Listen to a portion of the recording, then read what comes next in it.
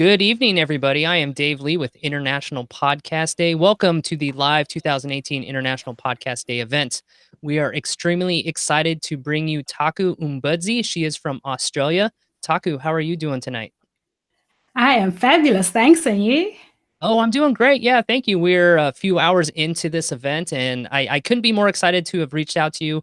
I know you did some judging for the Australian Podcast Awards along with myself, and so the organizer was kindly enough to connect us. So I'm really looking forward to your freedom of creative speech presentation and talking points you're going to give us. But first, before I hand it over, I did want to thank our International Podcast Day sponsors. Our platinum sponsor is Blueberry.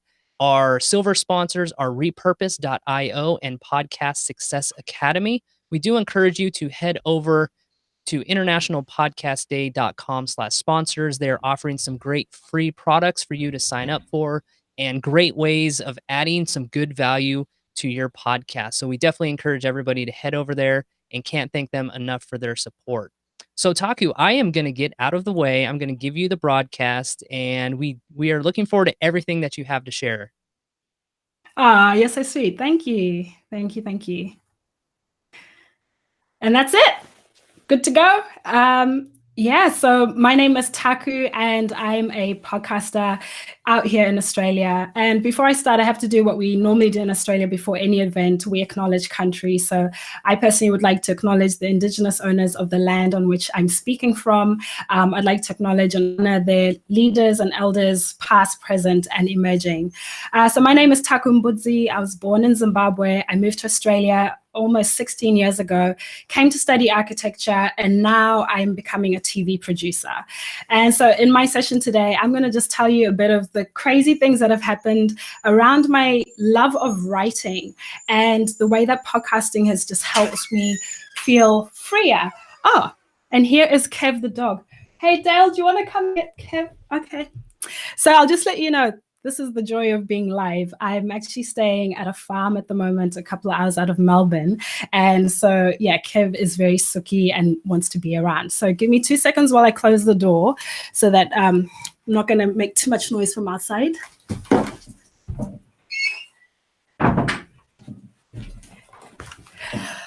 And I'm back. Okay, so the reason why I called my session Freedom of Creative Speech is because I initially started my podcast out of frustration with my YouTube channel. I've been public speaking on stages, like in schools, in community events, all sorts of things. And I always found that I wanted to be able to express myself online in some way. So I started a YouTube channel a couple of years ago, and honestly, it was doing so dismally. It would take me forever to make videos, forever to kind of get my stories together. And I just got frustrated with it. And when I moved to Melbourne to start this TV making journey, I thought, okay, well, I want to be able to document what I'm learning. And so I don't want to do a YouTube channel. What else can I do? And I'd already been playing with podcasting for a little while. And so I decided, okay, I'm just going to start another podcast about writing specifically. So what I thought I'd do today is just talk you through some of the things that I've learned about podcasting and how it's helped me as a writer, as a storyteller. And I've got about 10 different things that I think you should be willing to be open to if you're looking at podcasting, but also I'm trying to make the session also useful and interesting if there are other writers out there who sometimes don't know what to do with their words. And then I'm on the chat thing as well. So if you have questions, if you have comments, feedback, you're more than welcome to just send them through and I'll type them if I can. All right, so the first thing I want to talk about is a willingness to try. That's the one thing that I love about my podcast, Two Words with Taku, is that I can try lots of different things with it. And when I first started, I really struggled to find one type of writing that I liked or one type of writing that I wanted to focus on. So I decided, oh, screw it, I'm just going to put everything together. And so on my podcast, I talk about technical writing, I talk about business writing, creative writing, speech writing, comedy writing, TV writing, anything to do with words and putting words together. I decided that's what I wanted to try. And it was also good for me to sort of focus my energy on one topic, because as a creative person, sometimes the ideas are always flying around all the time, and it's harder to sort of focus them in. Are you okay, Kev? Kev, are you okay? Okay. So yeah, I decided I was just going to focus on the writing. And so one example of something that I tried with the podcast is, over the years, I've had people ask me to help them make their CVs look better. So your resume. And I've done a lot of technical writing in engineering and construction background. So I have done, it's like copywriting, but it's more technical. And I have a dog barking in my live podcast feed. This is hilarious. Okay, I'm gonna kick him out. Come on, Kev. Come on. Out you go.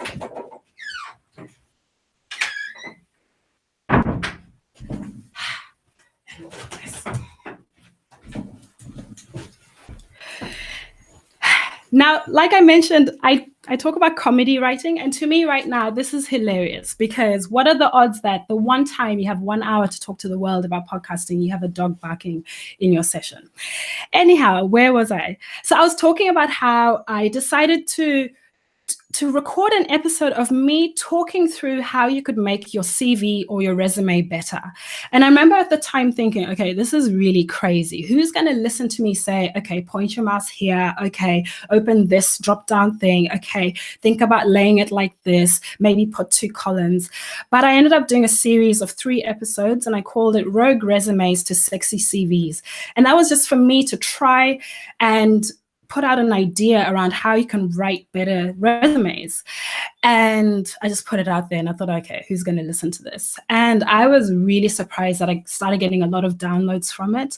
And then also because I was sharing it within my community of friends and colleagues, I had quite a few people say, oh, actually, that's really helped me, because I'm able to listen to you talking through how I can make it better.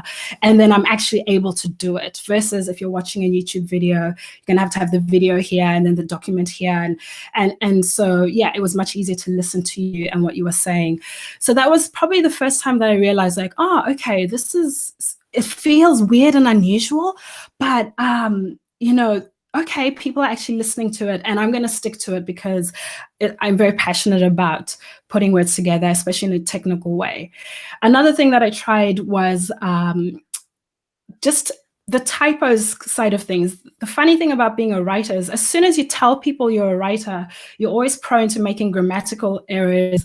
People are always really, really reading your work, with fine-tuned eyes.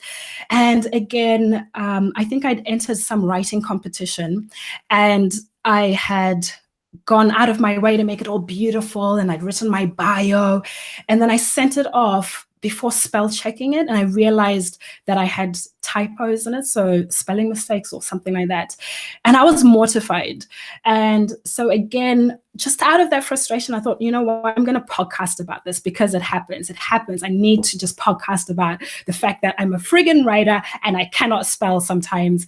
And again, put it out there, and people were listening to it. And I started really just feeling free about, laughing at myself, but also playing with the comedy, with the, the serious stuff, but also then the creative stuff.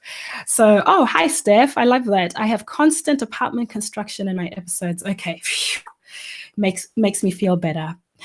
And Ronald says, oh, I could build an isolation box for podcasting. I'm actually not at my apartment. I'm at a farm. So there are horses over there, there's sheep over there, and Kev the dog is friendly. But yes, if I were at home, I probably would build an isolation box. But I've closed the door, so hopefully it doesn't bark anymore and disturb us. All right, the second thing I've put down in terms of how I have found freedom of speech in my podcasting and my writing is my willingness to learn. I think one thing that was really stifling me before and frustrating me was the fact that I didn't know how to make my YouTube videos just like snazzy, and I didn't know how to make them work. I didn't know how to edit fast. And that was really frustrating, because then you watch everybody else's and you just go, how is this possible that everybody else can do this and I can't? Whereas with podcasting, I loved getting all geeky into it. And so I started learning everything about the mics I was going to use, the distance I have from my mic, the kinds of software I needed, the website. I also then started learning the editing side of things. And so that means I was learning how to layer sounds. I was learning how to do intros and outros, fade in and fade outs, all the different sound effects. And one of the things that was fun is that I had a short story that I'd written a couple of years ago that was meant to go into this anthology of books, like a book anthology. And at the last minute, the editor said, no, we're not going to put your story in there. And I sat on it for such a long time. And then I started this radio project. It's a collaborative radio project run by a local radio station. And they just teach people audio making skills. And at the end of the program, you're supposed to make a short story that was going to be played on air. And I decided to take that short story that I'd had, and I asked these teachers to teach me how I could make my characters come alive. And I ended up producing this play where I think we had something like 14 different voice actors come into the studio, and I would mix them in, and I would have, maybe 3 actors at a time, and then a narrator. And then I would go and collect sounds with my Zoom recorder. And then I would literally paint the world of this fictional world I'd created, but I was using sound. And I think for me, that was a real turning point in terms of committing to learning new things that I didn't understand about storytelling and writing, but also production of those stories. It's all great to have a good story or to have something that you're really fired up about and passionate about. But if you don't know how to put it together and package it for people, then it's kind of like, oh, okay. Why? So for me, I started to find that really exciting, that, oh, okay, so I can learn all these skills that can help people enjoy stories better. And then after that, they ended up airing that story on radio in Melbourne. And it was just amazing, the response that people gave to me, like, oh my gosh, I can really hear that. Oh, wow, that's amazing. I understand what's happening, this and that. And then when I put it on my podcast as well as a separate episode, again, I was able to share that with different people to say, hey, I'm a writer. This is what I do. And I've actually produced an audio version of my story. And it's incredible for, I guess, building confidence in my stories as well, and confidence in being able to share them. So not necessarily promoting them and bashing people over the head with them, but as in genuinely saying, you know what, I love what I do, and this is just one way that I play with my words and my stories. So I think I really try and encourage everyone, just that willingness to learn new skills, and also, just a willingness to ask people for help. The next thing that I put down is be willing to fail. I think that's one thing that I've had sort of really come to good what's the word? As in, I've come to a good place about when you're trying something new, like podcasting or putting yourself out in a new platform. It is terrifying because you look at what everybody else is doing, and you look at what you don't know what to do, like, or the things that you're not very good at. And for me, I was really conscious of the fact that, I'm just talking about writing. I mean, who cares about this? Who's going to be listening to this? And part of what I loved about being willing to fail, or learning about, being willing to try stuff that might not work out, was how it humbles you, and it makes you think about what your focus is. So ways that I've kind of failed, and I say that very loosely, is things like the technical side of things. Sometimes I've recorded episodes or interviews with amazing people, and then the mics haven't worked, or I haven't prepped myself enough, and so then I'm just a bit uncoordinated and a bit flustered, and then you just don't feel good about then having to share that episode because it doesn't make you or that other person sound good, and then you have to go back and say, look, I'm really sorry. And in terms of failure, I guess it's more things around how you present yourself, and how you also honor the time that people invest when they come onto your podcast and are sharing with you. And so for me, that was probably one thing. The other thing I started doing is, the more I started recording my podcast, the more confident I was becoming in just the fire around it. And so I started applying to podcast competitions and podcast, things where they would say, yeah, we want to hear from podcast ideas, and you could win some money, or you could win a professional radio producer, all these other things. So I started pitching my podcast. So 2 Words with Taku, it's a podcast about writing. It's recorded in Melbourne. It's a bit of everything. And I'd package it up really nicely, and I'd submit it to this competition and wait. And I wouldn't win. And then I'd submit it here, and I'd wait, and I wouldn't win. And then I'd submit it here and not win. And so that also was hard, because I was feeling really confident in what I was doing, but it felt like nobody else was caring about it. So I guess navigating that was pretty good for me to also keep reaffirming what I was excited about. And honestly, people, if I wish you understood, like I get so excited about writing and words and helping people write and talking about writing, that after a couple of competitions and a couple of rejections, I was starting to feel like, nah, I'm good. I'm okay, because then I was getting the listeners. So I was still getting downloads on my podcast. Hi, Steph. I love your comments, Steph, by the way. Podcast competition. So she's saying, wait, how do you find these? Oh my gosh, there's heaps in Australia at the moment. In the last few months, they've had quite a couple of competitions. There's also call outs. Sometimes the radio stations as well have started doing call outs for podcast ideas. We also had one of our biggest national broadcasters put out a call out to say, we want podcasts, send us your ideas, because then they were going to produce them, because they can see that, yeah, podcasting is definitely growing. So yeah, they're investing time and energy into it. And in fact, I did do an episode where I think I was talking about giving advice to people who want to enter podcast competitions about things to think about. I mean, you guys probably already know this, but things like your cover artwork, your bio, your teasers, all of that stuff. And I just wrote down the things that you should think about, because I learned that. And again, that's part of what I've loved about the podcast, is as I'm learning stuff, I'm just spitting back out and making episodes about it that can help other people. So yes, definitely contact me later about links for podcast competitions, and I can send you a couple of ideas.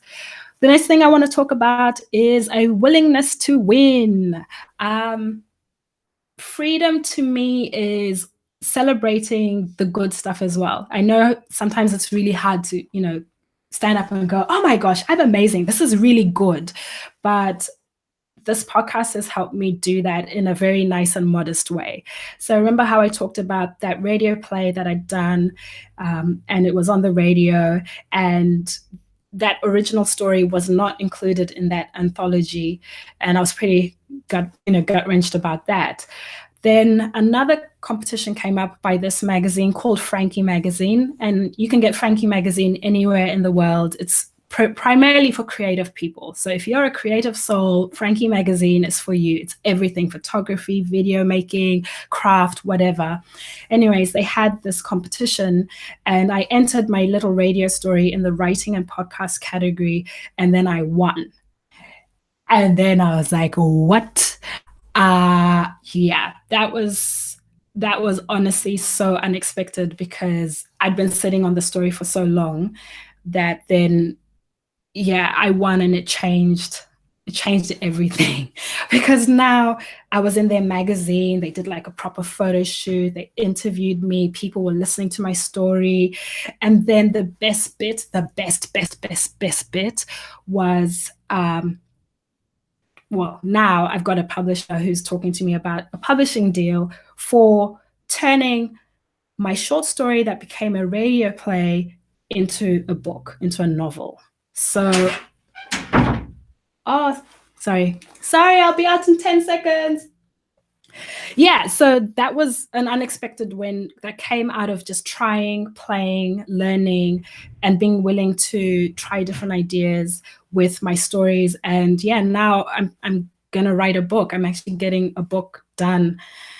And I'm telling you, there's no way it would have happened if I wasn't doing this podcast, because through the podcast, what I was also doing as I was recording the radio play, I would interview my voice actors. I would interview some of my teachers. I would ask them to give me feedback on the characters, the actual stories themselves. I would ask them to yeah, just we'd talk about creativity. So we'd also have these conversations that were then helping to feed how we were actually creating and crafting the world of the story, so that by the time that I was able to go back into this publishing, the publishers, and say, yep, I've got a book, yep, this is exactly who the characters are, this is the world, this is what they're doing, I'd had time to play with them, I'd had time to push them and prod them. And yeah, if it weren't for my podcast and just being able to sit with people and talk freely about creative writing, yeah, that probably wouldn't be happening. So that's definitely a win that I'm happy about, and one that I like to share that, because it's come the long, convoluted way. I'm a writer who wanted to be in a book, and I went through playing with sound to be able to finally get my words written. Yeah. Let's see. Questions. Okay, no questions at the moment. That's cool. I'll keep going. The next thing that I have written is having a willingness to help. And at the top of the session, Dave talked about the Australian Podcast Awards.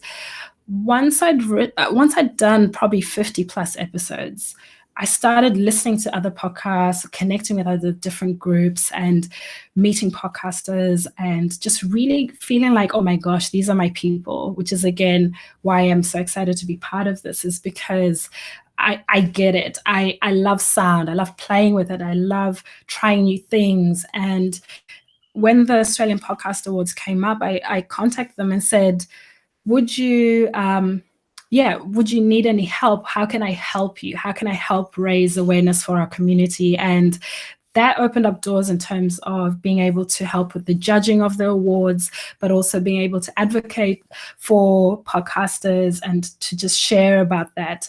And I think that's something I want to encourage people as well, that if you want to be around people who are doing what you're doing, there's something quite cool about asking people if they need a hand, because that's where those opportunities might lie. And me being here has come out of the Australian Podcast Awards, and just saying, I want to be able to connect with people who want to talk about podcasting. So again, in terms of sharing my stories and what I'm doing with the stories that I make, either through sound production or otherwise, it's come out of also wanting to help, wanting to collaborate, and wanting to listen to other people.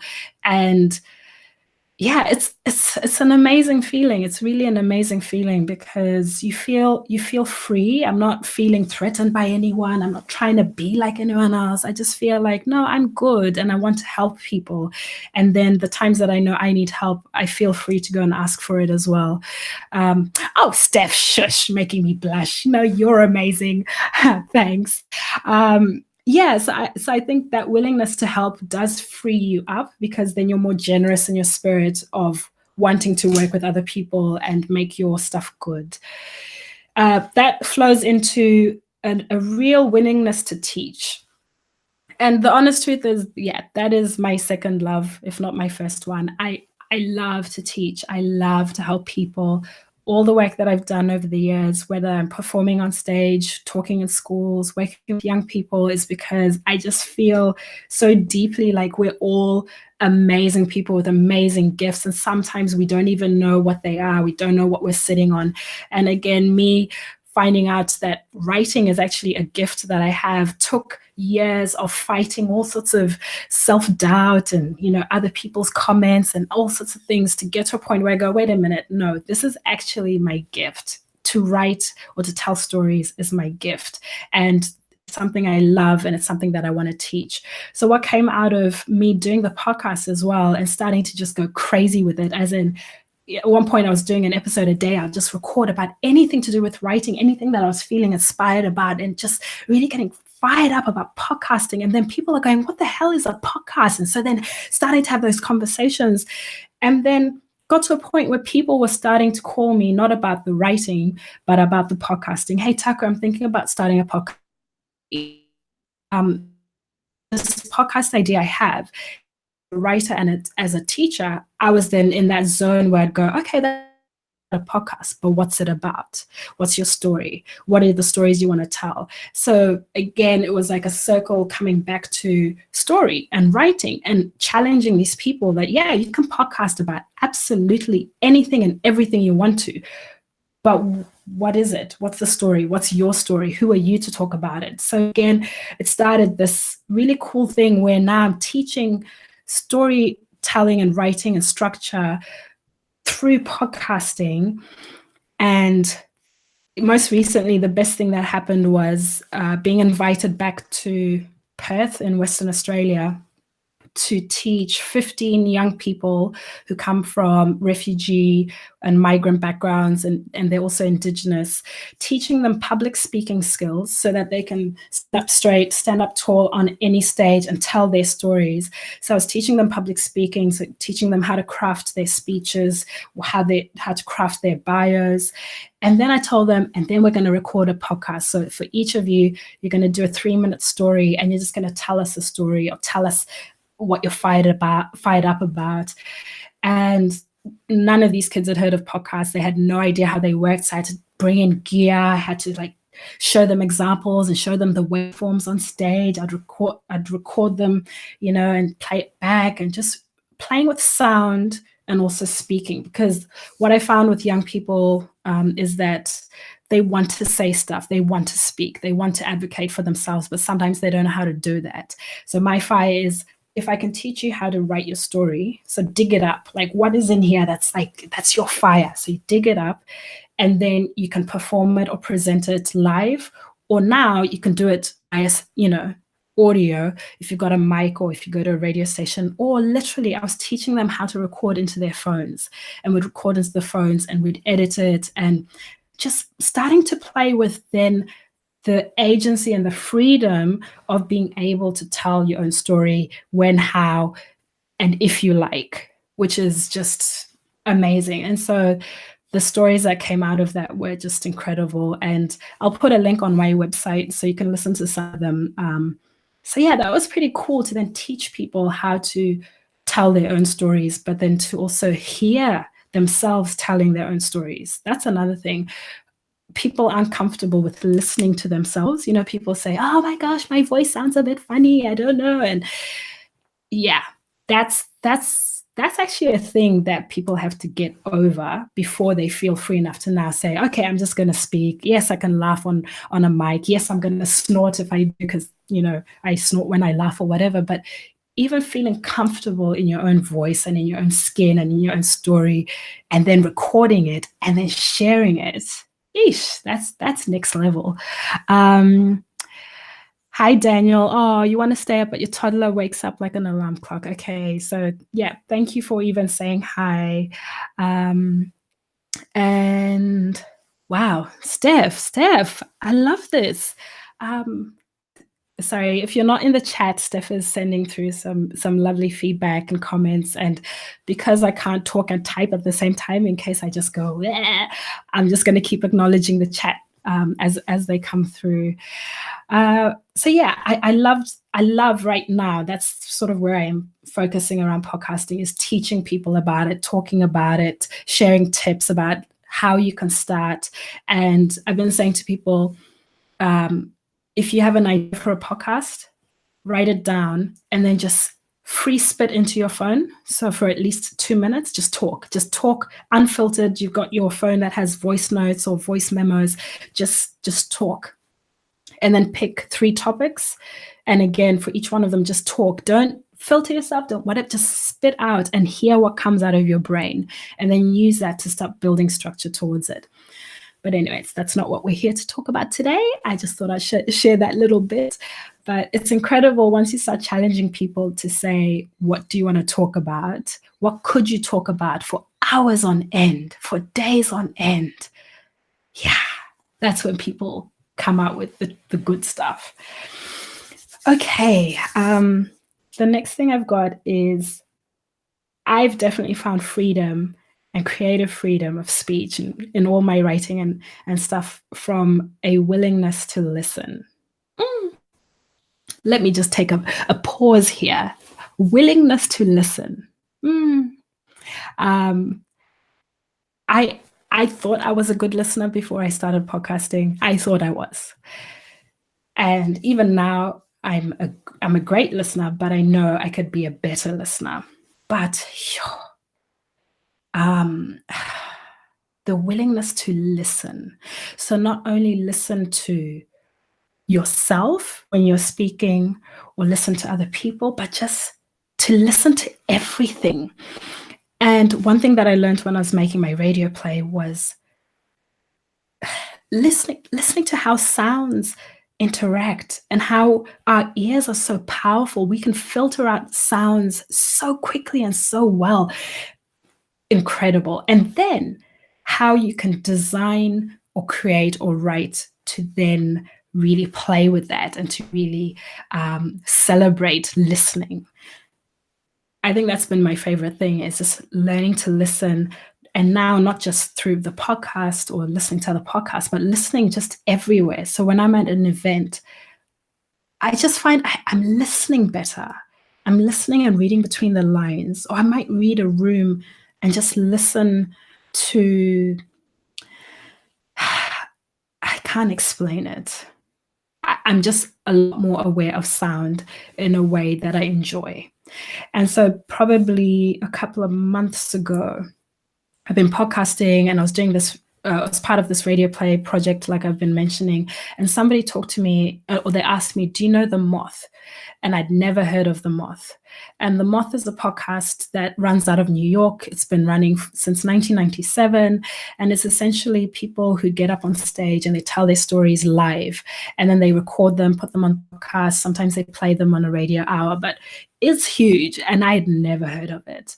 And so I start listening to The Moth and just listening to how people tell their stories. It is phenomenal. If you don't know it, please, please, please check out The Moth, because their stories from around the world. I think to date, they've had 30,000 stories that have been told. And they're stories of just humanity, all the things that make us human, the good stuff, the bad stuff, the scary, everything that you can think of. It's sort of covered in those stories. And hey, Dave. Dave from the Podcast Awards, how you doing? Yeah, so as I was listening to The Moth and these stories and people, I was just blown away, because a story has a beginning, a middle, and an end. Most stories, right? And so the listener follows, like you've set the place for where we're meeting you, or where everything's happening, and then something happens and then it ends, and you ride the wave of that. So listening to that storytelling structure as a writer, I just found it delicious, because people craft that structure in so many different incredible ways that I was just blown away. So then I discovered, there's The Moth in Melbourne. I didn't realize that they had events in my city. So I decided, you know what? I'm always talking so much. I'm just going to go to The Moth to listen. Taku, you're going to go there to listen, because you and your mouth, you always want to get on stage. No, you're going to go and listen. So I go to the event and I'm listening and I'm like, wow, this is amazing. And then they go, we've run out of storytellers. Does anybody else want to put their name in a hat? And I was like, nah, I'm not doing it. I came to listen. And they kept going, come on, does anybody else want to put their name in a hat? And then I was like, okay, fine. And so I ended up at night and I told it done as a step team. And I think the theme for that night was spooky. And I told a story about a very scary Airbnb experience anyhow, but got on stage, told the story. The audience was incredible. They were so generous. It was a blast. I loved it. So then I caught the bug. Then, because I was interested in just how people tell stories and write these things, I decided to interview the producer of The Moth on my podcast. So take my gear another day, go and I interview her and I ask her about, what makes a good story. We talk about storytelling in business and how, writing is so powerful in pitching yourself and proposals and marketing. Like, we don't even realize how much story affects everything. So we have this deep and meaningful chat, and I'm just literally loving it because she loves words as much as I am. And I think we talked for about an hour. Then I went to another show And then I told another story, and then I won that night. And by that stage, I'd also been sort of thinking about how can I craft the story a bit better. So I won that night, and I was like, oh, wow, amazing. And then I think a couple of weeks later, the producer came back and said, oh, we're thinking about doing another show because the show's been so popular, but we need another host. Would you like to host The Moth? Excuse me? Yeah. So I'd gone to this event to listen. And now, a couple of months later, now I'm hosting the show. And I'm so proud of being a host of this show, not because it's about me and how amazing I am. Oh my gosh, it's because of the incredible people I get to meet every single time. We have 10 storytellers who come up and share pieces of their world, things that they love, the things that they're excited about. And I get to be there with them and just to listen and to celebrate their stories.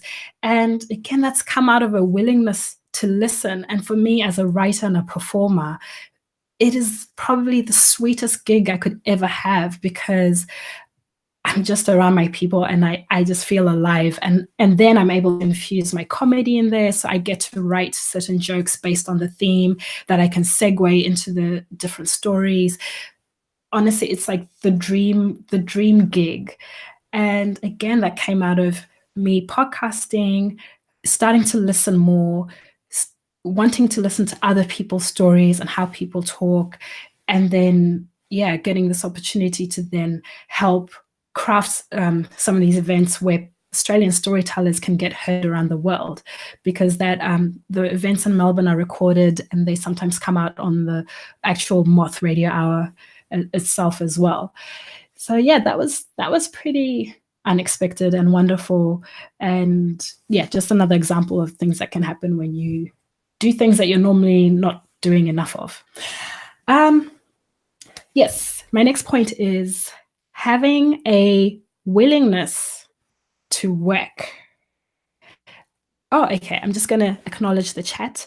Hello, admin. That's an amazing story. Thank you very much. And somebody says, my wife wants to put her name in the hat at a story slam. Yes, you really must. You really, really must. And mainly because you surprise yourself. People, we're actually naturally born storytellers. We're good at it. That's what we do. That's how we communicate. It's a story. Oh, I did this, and then I did that, and then I met so-and-so, and then I did this. So we all know how to tell story. But when you get on that stage, it's pretty powerful. And we do it all the time. We have people who just come to watch, and then by the end of it, they're feeling like, I think I could share a story about this or that. And they get on stage for the first time, and same thing, they just love how empowering it is. So yes, I would definitely say go to a story slam and put your name in the hat. Okay, so going back to the point about being willing to work, that's a big one. Podcasting is an actual commitment. I've personally found it to be a commitment because I think I've got 86 episodes now, but every episode I record it, I edit it, I do the artwork, I put it online, I do some social, and sometimes I'd say maybe anywhere from half a day per episode that I commit to doing that. But if you've got other commitments, whether it's family or normal work or whatever it is, you have to know where your podcasting fits and how it fits into your overall plan, and just having perspective around that. So for me, my priority is to be a TV producer, to be a screenwriter, to make TV shows. And right now, I'm developing my first kids TV show. I've gotten some funding for it. So I've spent the last year or so working on it in the background, workshops, doing concept documents, character development. That has been my actual work. I set up a production company in April. That is my work. My podcast has been my way to document that, but also to learn and to connect with other people.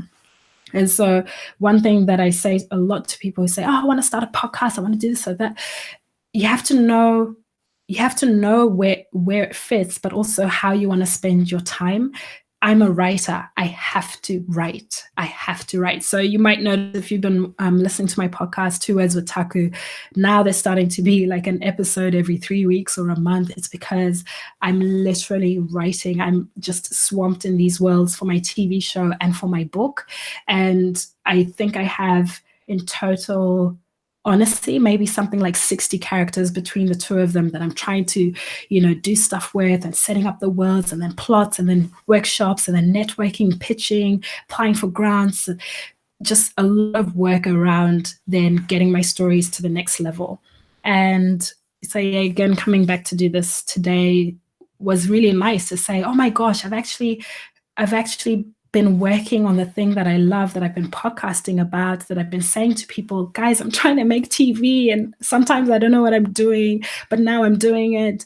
So it's a fine balance between working out how much you want to put into your podcast. But for me, I've also found it as a beautiful relief, or a beautiful thing to come to after weeks of working or weeks of doing something, and I come and I share what I've learned. I've done quite a few interviews with TV people, so screenwriters. There's a lady in there who wrote a book that became a movie. Who else is in there? So things around TV as well, I've tried to incorporate them into my podcast because I know it's useful to other people like me who might not necessarily train in TV, but are so keen to learn about how to write for TV or how to produce TV. But yeah, it's hard work. Whatever you end up doing, I would say there is freedom from working hard on something that you love, and then you don't want your podcast to become a chore. My second last point is a willingness to be humble. I've put in there, I've definitely learned to be comfy in my own lane. I think I mentioned it a bit earlier, that the more you start to do this podcast thing, you see that there are amazing podcasts out there. I listen to so many, I can't even think of any. One I do love at the moment is How I Built This with Guy Raz, and he interviews different entrepreneurs or creative people about how they went from being this tiny little person to creating, these multi-billion dollar enterprises or organizations or products. And I love it because I learn so much about what's possible. And so in listening to all these amazing things, or looking at podcasts that get ridiculous downloads, or looking at podcasts that have all the biggest celebrities and all of that stuff, sometimes it can be really overwhelming. But I love coming back to just that comfort of knowing that this is my spot. Me talking about writing has it makes me so happy, and it fills me with joy. Me teaching people how to write, or teaching people how to podcast, or talking about podcasting makes me so happy. And then me seeing that my words and my stories are being listened to around the world. I think I did an episode pretty early on where I was like, hello, Japan. Who the hell is listening to my podcast in Japan? I was stumped because, at one point I had, I think it was America, then Japan, then Australia for the downloads. And I honestly was so surprised. And now when I look at the list of countries of who's listening, that's amazing. That's amazing. And also the thing I say to a lot of people starting out with their podcasts is the power of one listener. If you can change one listener, if one listener can connect to what you're saying, that's heaps. I mean, obviously we want lots of people to listen and to be moved by it, but sometimes just one person is quite grounding as well for how you present. And I always say that one person is actually me. So if I record an episode, it's because in my heart, it's like, it needs to come out. I need to say this. I need to spit this out. And so I find that quite satisfying. And then I love then listening to other podcasts and supporting them, or, being a guest on other podcasts, or sharing links, or, so there's something about just be comfy podcasting about what you want to, and your people will find you. They really, really will find you. And that's the best. And then my last point, because we have 5 more minutes before I think Dave's going to come back in here, I've put a willingness to enjoy yourself, to absolutely enjoy yourself. Yeah, I think that's the thing that I've loved the most about my podcast is I just get excited. I get excited picking up a mic. I get excited doing the little edits. I get excited, emailing people to say, hey, I know you're super famous and I know you have like squillions of dollars, but I really like how you write. I really like this. Can you talk to me about stationery? Like, I interview you on my podcast. I get excited about that stuff. And yeah, I've definitely put that down as something that's been good for me to get over my fear of approaching successful people. Look, I know everybody has this. You get a bit starstruck, like, whoa. But if you find the thing that you love so much and you're able to see it in somebody else who's done really well with it, and you just talk to them about that thing and at that level, it just levels everything. And I wish I could explain this, but I've had a couple of incidents, interviewing people whose work I admire, or I've seen, at a really high level, and then just talking to them like normal people, and then getting all nerdy and geeky about words and writing and stand up and that's been fun. So I've loved that, because now here's the full circle bit. So remember I said at the beginning, I started this podcast out of frustration with my YouTube channel. So a couple of weeks ago, we had VidCon in Australia, which I think has been running in America for 10 plus years. So it's a conference, for video makers, and normally sponsored by YouTube. So when VidCon was coming up, I signed up to go because I wanted to learn about YouTube videos. I really wanted to learn, like, okay, now that the podcast has really been taking off, I really feel like I need to do more video content around it. So whether I'm recording myself, just speaking to a mic, or recording my interviews, or am I going to do like a full-scale production of it? I don't know yet. But I thought I'm going to go to VidCon to learn about YouTube videos, the thing that I was so terrified about. And then the organizers put out a call to say, oh, if you're attending at the industry track, you can actually pitch to run a networking session. And so I looked at everything and I went, wait a minute, there are no podcasters at this thing. Nobody's acknowledging podcasters. So I pitched to run a podcasters networking session. And all I wanted to talk about was, how do podcasters interact with video making? Because I think a lot of us listen to podcasts that also have YouTube presence. If you look at Joe Rogan, Gary Vee, quite a few different examples. And so my question was, how do we turn eyes into ears, and vice versa, ears, listeners, into people who are going to watch our videos? And how do we play with those videos? Do we make audiograms with the waveforms, or do we go full-scale production? So I pitched that's what I wanted to talk about at VidCon. And so pitched it, and they accepted it. And then on the day, they give you a room and an hour. And honestly, I was so nervous. I thought, oh my gosh, who's going to rock up? Like, seriously, we're at a video conference. They have the biggest YouTube stars here. Who's going to care to come and listen to us talk about sound and podcasters? And then we had about 30 people rock up. Oh, it was just the best. They were just good people, just passionate about podcasting and sound and video. Some of them, I think there was one couple, one was a YouTuber, one was a podcaster. The questions, the things we talked about, we even had a 9-year-old girl rock up and say, yep, I want to start a podcast about Harry Potter. And she was just like so into it. And again, to me, I realized, there's something here. There's something here around podcasters, video, YouTube. And now I'm excited again. I'm excited about making YouTube videos. I don't know yet what they're going to look like. I don't know yet when they're coming out. But I think having played with my podcast and playing with it still, letting myself just speak freely, letting myself ask questions, approach people, try new things, is giving me a new way of looking at how I can create video content that will complement then the TV stuff I'm making, or my stand-up shows, or my podcast. And so that's where I am now. I'm just at a really exciting spot that I did not expect to be at through playing and exploring sound. And so, yeah, that's pretty much my world. If you want to know more about me, I'm taku.com.au. My podcast is 2 words with Taku. But yeah, if there are any questions, please start shooting them through, because I think, yeah, that's me. Oh, and Dave is back.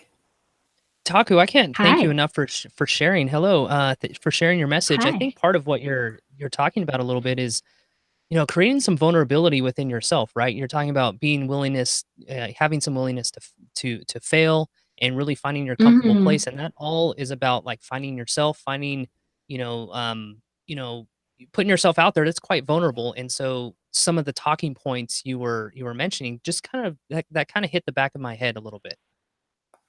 Yeah. Oh, thanks, Dave. Yeah, I think that's what I wanted to try and say is for anyone wanting to try it, yeah, you have to be willing to just speak and be vulnerable, because I think there's something about listening as well. Like, people are a lot more discerning when they listen, so it's easier to sort of track, when somebody's a bit dodgy or it's a bit of BS or whatever. But yeah, so when you know that, then you have to bring your real self more, if that makes sense. Or at least that's what I found. Yeah.